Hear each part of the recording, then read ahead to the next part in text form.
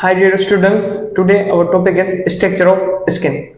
So we will discuss about the structure, function and the layers of skin. So let's start with the introduction of skin. First of all, skin. It is the longest organ of our body and also in homeostasis organ. Longest organ. It means it is wrapped around the whole body of animal. In that way, we can say that skin is the largest organ of animal body. And it also helps in thermoregulation by maintaining the temperature of body. And it also helps in the excretion of salt in the switch from the body. It means it helps in thermoregulation and osmoregulation. In that way, we can say that skin is an homeostasis organ. Let's discuss the skin furthermore. It helps us in the sense of touch by an specialized receptor present in it, which are mechanoreceptor and thigmoreceptor, which help in touch and pressure. Basically, in skin there are receptors which help in the sense of touch and pressure. And then let's discuss the epidermis. Epidermis, it is the first layer of skin and consists of cells and hairs. You can see that in the structure, the first layer is dermis. Dermis is basically made of dead cells. It means it has no sensation for pressure and touch. It has no blood vessels to carry out the blood.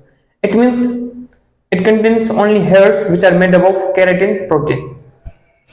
The second part is dermis. Dermis is a second layer of skin and it consists of blood vessels, hair follicles, sebaceous gland and receptors.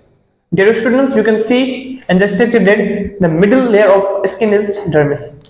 It is based on blood vessels, hair follicle, sebaceous gland. It means receptors that we discussed that are mechanoreceptor and thigmoreceptor that are present in dermis. Mostly they are located in the dermis, but somehow they are also located in the hypodermis. Now, if we talk about the blood vessels, basically you can find only capillaries in the skin.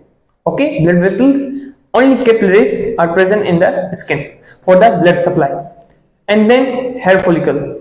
Hair follicle you can see that are for the hair growth in the skin.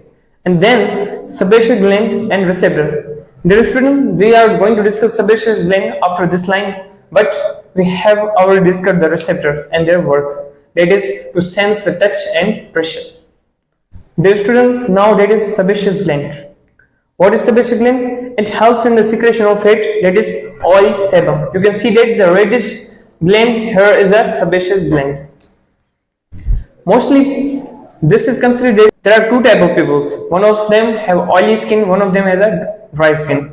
This is due to the secretion of sebum from their skin. Sebum, basically it's a fat that is secreted by sebaceous gland in the form of sebum in the sweat, okay, which keeps skin oily and moisture.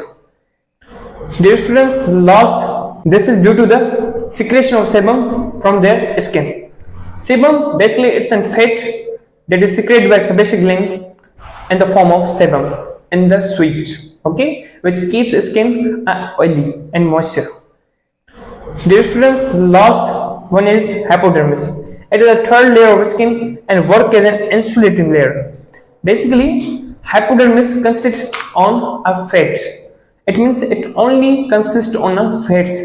It means that it helps in as an insulating layer in the winter season for prevent of heat loss.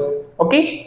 So, dear student, we have discussed the each and every part of the skin, its structure. You can see the structure and its anatomy. We have zoomed a tissue from the hand and one by one part we have discussed in this lecture. So, dear students, I hope you understand the function and structure of the skin. So, let's discuss another organ of our body.